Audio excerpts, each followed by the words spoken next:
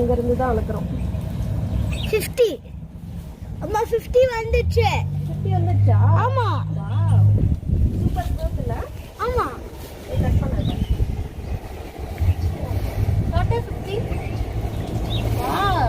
50.5 இருக்கு. சூப்பர்.